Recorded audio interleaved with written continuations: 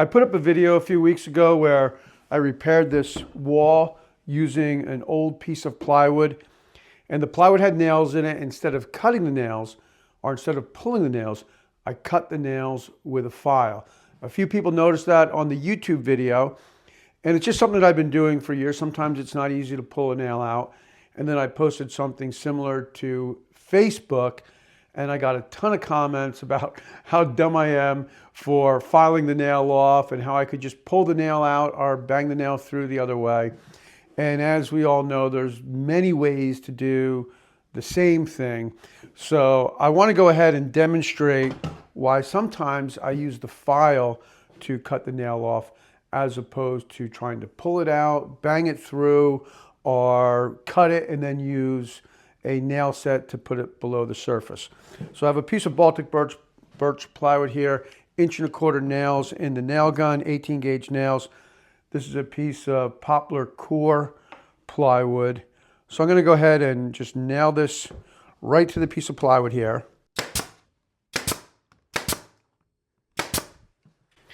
Now I'm going to pull this piece of plywood off, and because this has got a poplar core and this is Baltic, more than likely the nails will remain and the nails will pull through this softer piece of plywood. So I'm going to clamp this down to the work table.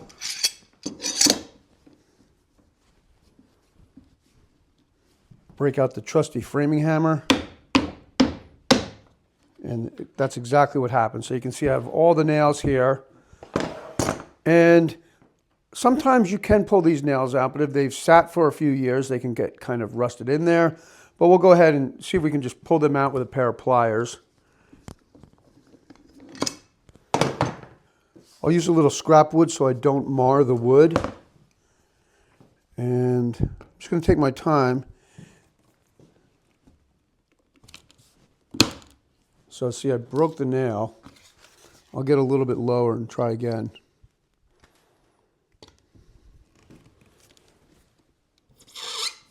So I was able to get the nail out there.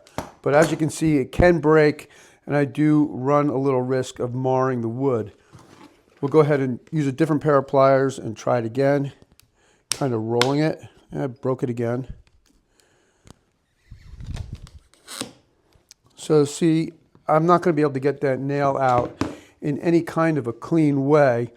I'll go ahead and see if I can bang it through or bang it flush. So I was able to bang it flush. It didn't go all the way. Yeah, it did go through. Right there, I can feel that. You can probably hear it. So let's go ahead and use the file. This is a metal file. So when I'm going to use the file to cut the nail, I'll kind of bend the nail back a little bit, and I'm using the edge of the file to cut it. So I'm already through, and now I'll just clean it up. So sometimes this just happens to be the best method.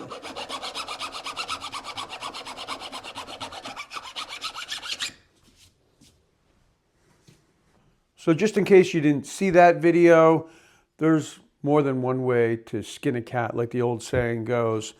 And this file method is just something I picked up. I don't know where I picked up. I might have invented it myself.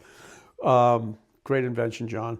But anyway, it does work. Yes, of course, you've got nails in your material and you don't want to hit it with your saw, although more than likely it wouldn't pop the saw stop, and it really is not going to hurt your blade that bad.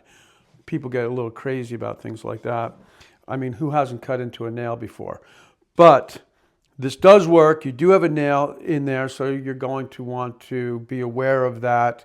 In this case, I used this piece of plywood and the nails were on the outer edge, so I didn't have to rip or cross-cut that piece of material at all.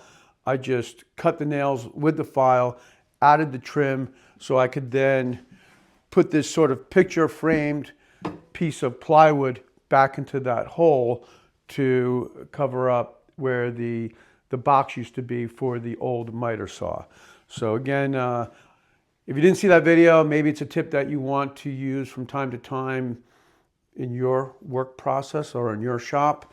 Hope you found this video helpful. Let me know, do you think it's a good idea or a bad idea? Is it something you've done before, or maybe something that you'll start to think of using in the future? Thanks for tuning in. I'll see you next time.